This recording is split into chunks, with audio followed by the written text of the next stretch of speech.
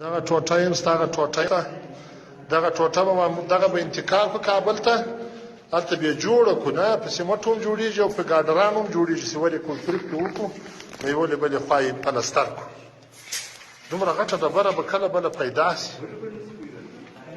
دغه یې ځای ده د دې ډبرې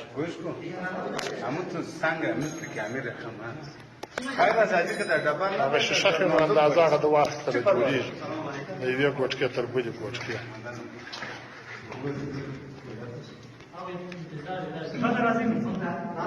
ته دا توامیر څنګه که د شانبان توامیر که د شانبان که اوگاری ته نکنه